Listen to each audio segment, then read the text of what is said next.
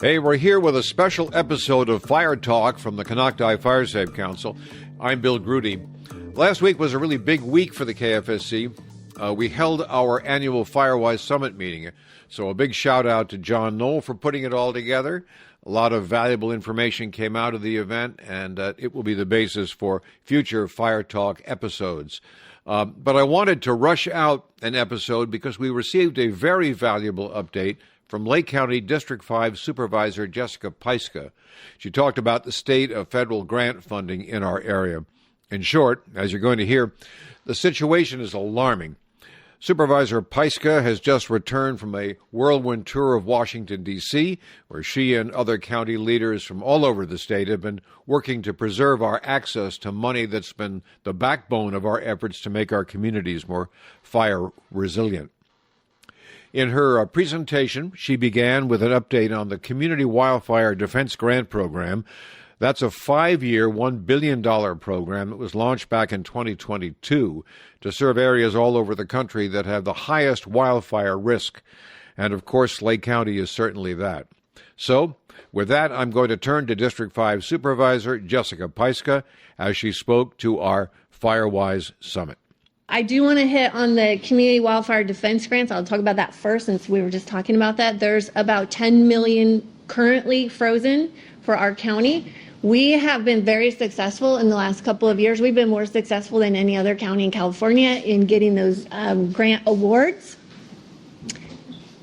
Thanks to a lot of people in this room. It's really disheartening that those funds are frozen right now because this is the window when we need to be getting that work done. So it's one of the conversations that I have all the time. Excuse me. I did spend a week in Washington, D.C. I came back last week. That was one of the conversations I had each and every day with everybody that I met. And unfortunately, the strategy, because this county, we have Mike Thompson, who's a wonderful representative, but he's in the minority party.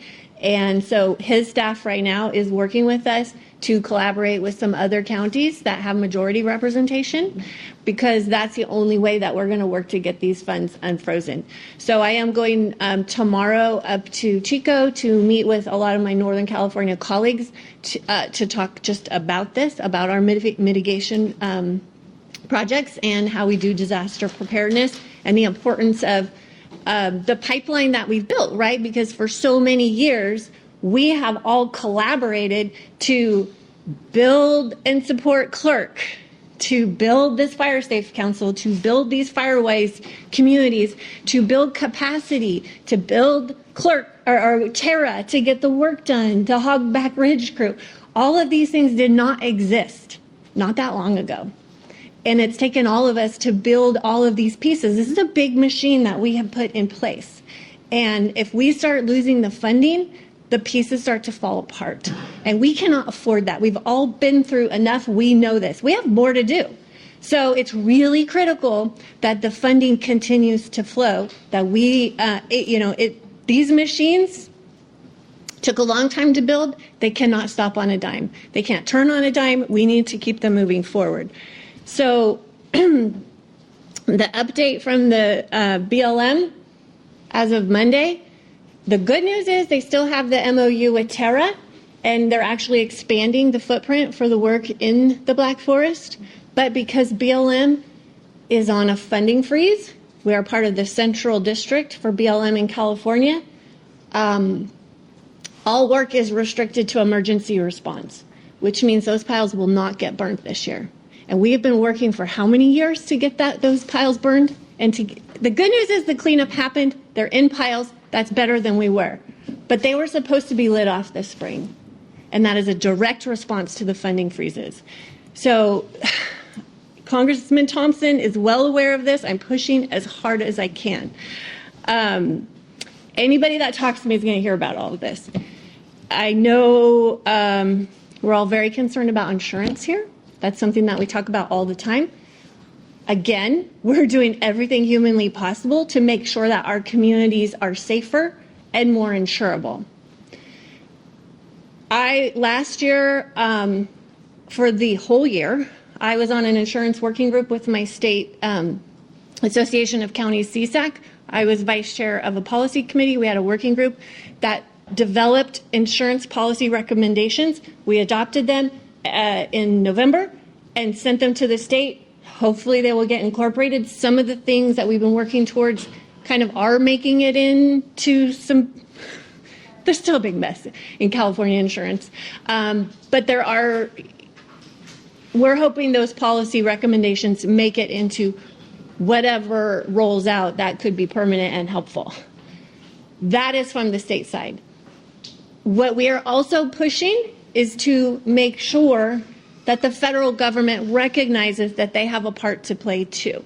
Because right now the federal government for a long time has said insurance is a state issue. But every state in the country, except Alabama, is having an insurance crisis for whatever disaster they happen to have locally. We are using federal dollars here in this area to make our community safer. The home hardening program is a $20 million project through FEMA. Those are federal dollars. So when I was in DC, I spent a whole day with congressional staffers for Senate Banking Committee on both sides, urging them to take this up as an issue because we're using federal dollars, taxpayer dollars, to make our community safer, and the insurance industry is raising our rates. So they are literally skimming the cream off our federal dollars and our hard work without giving any recognition to the work that we're doing. So again, continue to push as hard as we can on that because we know that we're going to lose the most here. But if there is a big disaster again, hopefully not when, but if, because we have a lot we can do, it's going to cost us, it's going to cost the federal government more. And everybody knows right now, FEMA is recognizing every $1 spent in mitigation saves $7 down the road. So now there's been a lot of talk of shuttering FEMA. Luckily, that conversation stopped very quickly because everybody across the country understands how important FEMA is. I was appointed to a task force in December from our National Association of Counties, specifically to give guidance to reform FEMA. So there's 19 electeds and other county workers from across the country from, again, all different states, all different backgrounds, all different disasters. And we're coming together with our stories and our recommendations on how to improve FEMA because we all know how important FEMA is. And yes, we know that there are places that really it needs improvement. So again, on my trip, we sat down with White House staff. We told our stories. We gave our recommendations. And I want to just share that I reached out to our staff from the county side, but also the cities, the fire districts, the water purveyors. We needed to pull together our stories over the last 10 years of how FEMA worked for us and how it could be improved. And so we pulled all that together in a report. I sent it off, and of all the 40 counties that submitted these reports, they submitted data. Ours was the only one that told the story. And so the staffers thought it was amazing. They said, we can put this in anyone's hand and they will understand how FEMA can be improved. One really good example of this is when you have FEMA funds, you can't build something back better. You have to build it back to the standard it was before a fire or a disaster. And the White House staffers actually said, we need to figure out how we can support communities to build back better. And I said, well, great. That is a great place that you could start. Because if we're ever going to evolve and adapt to live in any type of disaster area, we have to be able to improve our infrastructure and build back better. So one example after the Valley Fire is we were awarded a lot of money to rebuild roads. Well, it was allowable, and this is the other thing that keeps happening. These are allowable causes. So they gave us money for roads. Well, we had to put the water lines in first in Cobb before we could build the roads. And so the money didn't get spent right away. And as we applied for extensions, they clawed the money back. And they said, we don't want to start setting this precedent around the country where we're going to be rebuilding roads.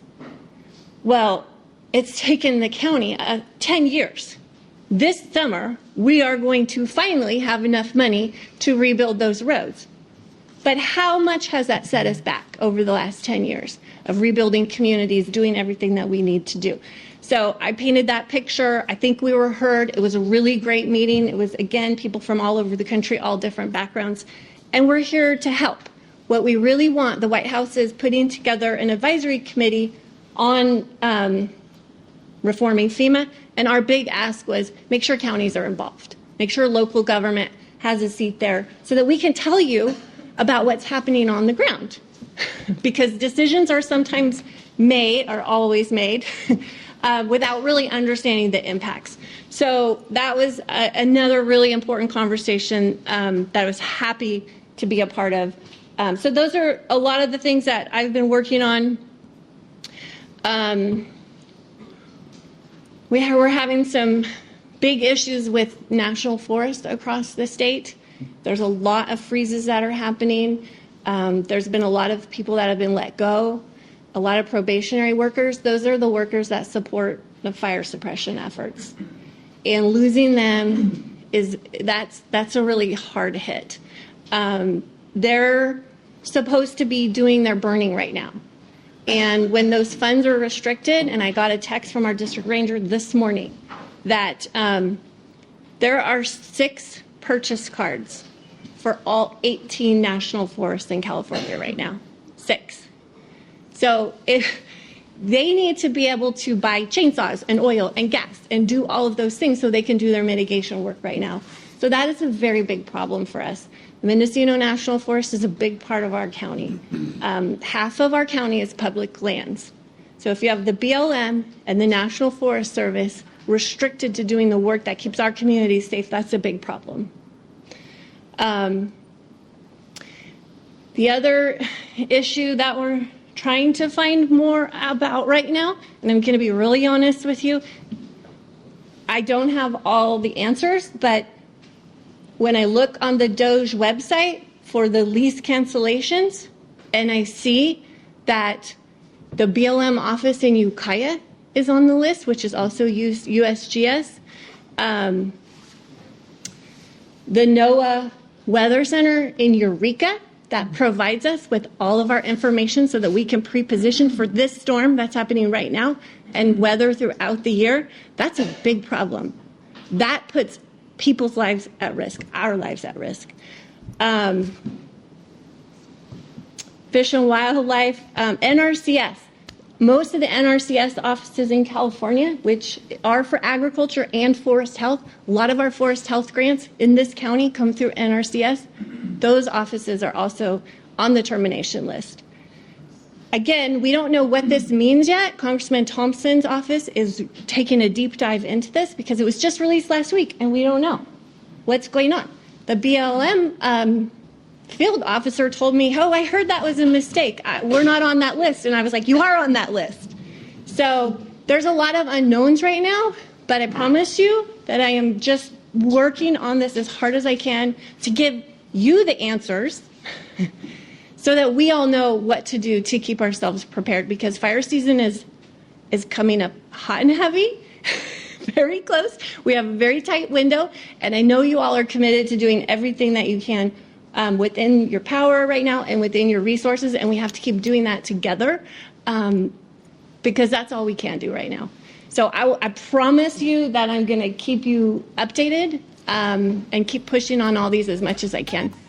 That's it. Supervisor Jessica Pyska's report to the Konocti Fire Safe Council's Firewise Summit on March 12th, 2025. A lot of sobering information to consider. We're going to circle back with her in the coming weeks and also with some of the agencies that are affected, and we'll fill you in on what's been going on and what's being done to fill in the gaps that have been left in funding. So that's it for this episode of Fire Talk from the Konocti Fire Safe Council. We'll be back with you here on YouTube and in social media with any updates. We ask that you become a subscriber to the podcast to make sure that you get the latest info. We are available pretty much everywhere people get podcasts, Apple, Spotify, and such. Until next time, I'm Bill Grudy saying thanks for listening. We'll see you soon.